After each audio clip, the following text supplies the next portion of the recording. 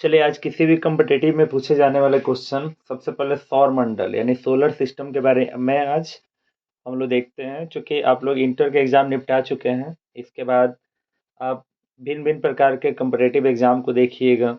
ठीक है, सरकारी नौकरी का चॉइस होगा, कोई किसी भी प्रकार का आपका आगे की पढ़ाई करने के लिए कम्पिटिटिव फेस कीजिएगा। ठीक है, उसके लिए यहाँ पे थोड़ा सा सोलर सिस्टम से क्वेश्चन जो होता है पूछता है। ठीक है, सबसे पहले सौर मंडल के बारे में हम लोग जानेंगे।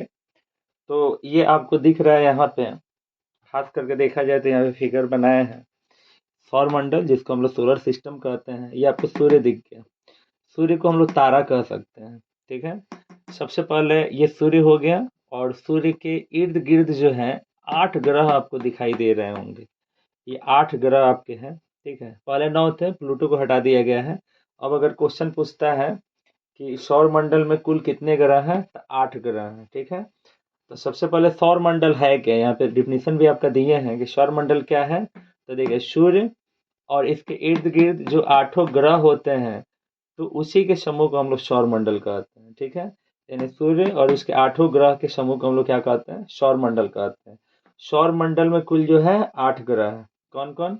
जो सूर्य से सबसे निकटतम ग्रह जो है वो आपका बुध है, उसके बाद से शुक्र है, उसके बाद आपका पृथ्वी है, तब मंगल है। ठीक है, उसके बाद से आपका बृहस्पति है, शनि है, वरुण है और अरुण है और ये वरुण है। ठीक है, तो ये 8 ग्रह जो है आपके इसके इर्द गिर्द है। अब सवाल ये उठता है कि किसको क्या कहते हैं। जैसे मान लीजिए कि बहुत लोग हिंदी नहीं समझते होंगे, उसके उसके लिए क्या होता है, कहीं कहीं किताब में हिंदी नहीं लिखता है, इंग्लिश में लिखता है। तो ये आपको सूर्य दिख गया। ठीक है, सौर मंडल समझ में आ गया कि सूर्य और इसके इर्द गिर्द जो 8 ग्रह होते हैं उसी के समूह को हम लोग क्या कहते हैं, सौर मंडल कहते हैं। सूर्य मुख्य रूप से क्या है, आपका तारा है। सूर्य जो है क्या है, आपका तारा है। तो इसमें जो आपको दिख रहा है सबसे पहला जो है सूर्य से सबसे निकटतम ग्रह जो है बुध है, जिसको आप इंग्लिश में मरकरी बोल सकते हैं। उसके बाद आपका शुक्र है जिसको वीनस बोलते हैं। उसके बाद पृथ्वी है जिसको अर्थ बोलते हैं। उसके बाद मंगल है जिसको आप मार्स बोलते हैं। उसके बाद बृहस्पति है जिसको जुपिटर बोलते हैं। इतना समझिएगा कि सौर मंडल का सबसे बड़ा ग्रह जो है आपका यही आपका बृहस्पति यानी जुपिटर है। ठीक है, उसके बाद से आपका शनि हो जाएगा जिसको स्टार्स बोलते हैं। उसके बाद से यूरेनस यानी अरुण हो जाएगा। और ये अरुण जो होता है ना, यूरेनस जो होता है वो सौर मंडल का सबसे ठंडा ग्रह है। पूछता है कि सौर मंडल का सबसे ठंडा ग्रह कौन सा है, तो यूरेनस यानी वरुण है। ठीक है, ये सबसे ठंडा ग्रह आपका वरुण है जो 7 नंबर पे है। इसका टेम्परेचर लगभग -222-23 डिग्री सेल्सियस चला जाता है माइनस में। अब समझ लीजिए कि 0 डिग्री पर पानी बर्फ बन जाता है। -222-23 इसका टेम्परेचर है वरुण का। ठीक है, और खास करके देखा जाए तो शुक्र जो होता है ना, शुक्र वो सबसे गर्म ग्रह होता है। शुक्र जो होता है सबसे गर्म ग्रह होता है। ठीक है, इतना। अब इससे कुछ सवाल बनते हैं।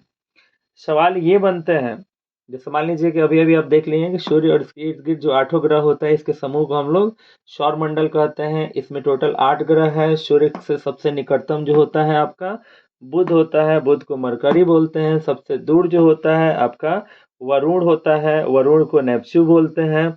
और इसमें सबसे बड़ा ग्रह जो होता है बृहस्पति होता है। और उसके बाद से सबसे ठंडा ग्रह जो होता है जो 7 नंबर पे अरुण है, ठीक है, जिसको यूरेनस बोलते हैं, वो है आपका। इतना आपको समझ में आया होगा। ठीक है, अब आगे देखिए आकार के अनुसार। ये तो मान लीजिए सूर्य से कौन निकटतम है कौन दूर है उसके अनुसार तो ये 8 ग्रह आपको सजा दिए हैं। लेकिन आकार के अनुसार सबसे बड़ा ग्रह जो है वो कौन है, बृहस्पति है। उससे थोड़ा सा छोटा कौन है, तो शनि है। उससे थोड़ा सा छोटा कौन है, तो अरुण है। उससे थोड़ा सा छोटा क्या है, वरुण है। ठीक है, उसके बाद पृथ्वी है, शुक्र है, मंगल है और बुध है। इसका मतलब है कि सौर मंडल का सबसे छोटा ग्रह जो है आपका क्या है, बुध है। ठीक है, इतना समझ में आ गया होगा कि सबसे बड़ा कौन है, तो बृहस्पति है। उससे जस्ट छोटा क्या है, शनि है। उससे जस्ट छोटा क्या है, अरुण है।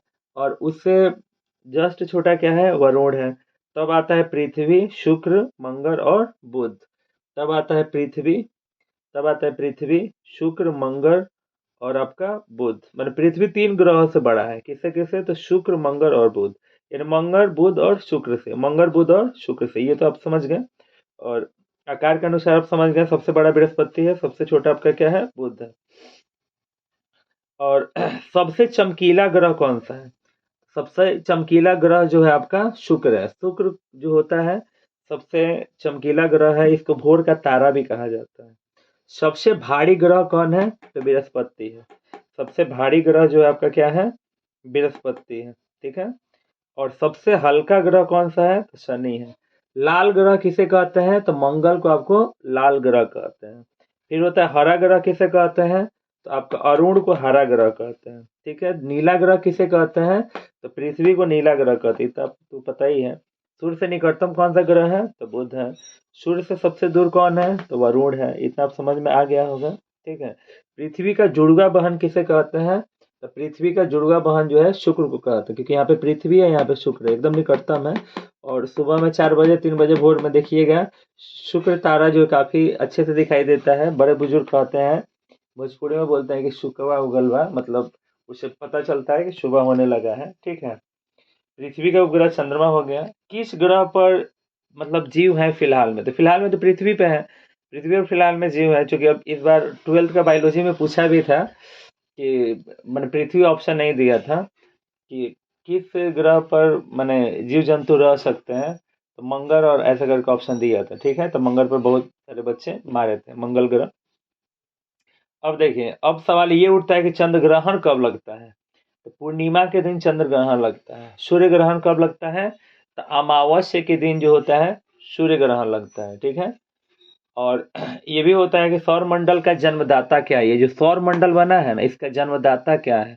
तो सौर मंडल का जन्मदाता सूर्य, क्योंकि सूर्य का रोशनी नहीं रहेगा ना, तो किसी भी ग्रह की उत्पत्ति नहीं होगी, ठीक है। इसके बाद ही सभी प्रकार के ग्रह की उत्पत्ति हुई है, जैसे खास करके पृथ्वी का। सूर्य की रोशनी नहीं मिलेगी तो पृथ्वी नहीं बनेगी। इसके इसके पीछे भी बहुत सारे कारण है। सबसे ठंडा ग्रह आप समझ ही गए हैं, ठीक है। सबसे ठंडा ग्रह जो होता है आपका अरुण होता है। -225 के आसपास में इसका टेम्परेचर होता है। अब यहाँ पे सवाल ये उठता है कि सबसे सुंदर ग्रह कौन है? तो शनि सबसे सुंदर होता है। फिर सवाल उठता है कि शनि ग्रह जो होता है वो किस चीज का बना है?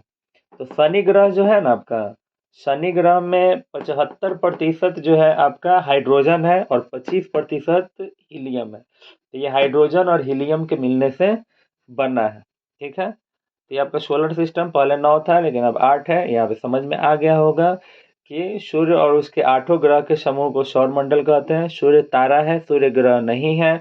और जो भी पिंड किसी का भी अगर परिक्रमा करते हैं तो उसको उपग्रह कहते हैं, ठीक है। जैसे पृथ्वी का परिक्रमा कौन करता है? तो चंद्रमा करता है, तो चंद्रमा पृथ्वी का क्या हो जाएगा? उपग्रह हो जाएगा, ठीक है।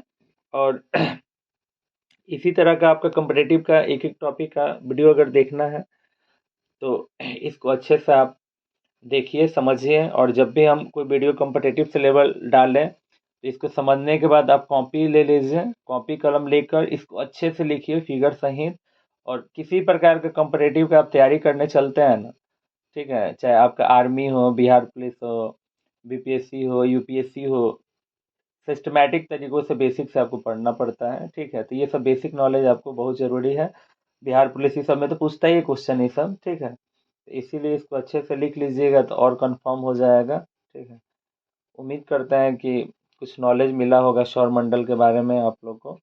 इसलिए कॉपी में नोट डाउन करते रहिए। और एक अच्छा अच्छा टॉपिक आपको लेकर डेली आते रहेंगे। और ये अपने पढ़ने वाले दोस्तों के पास भी ये सब शेयर कीजिए, तो सब बताइए कि वो भी तैयारी करें। डेली आधा घंटा समय निकालिए और आधा घंटा समय देकर अपना फ्यूचर ब्राइट आप कीजिए, ठीक है। धन्यवाद।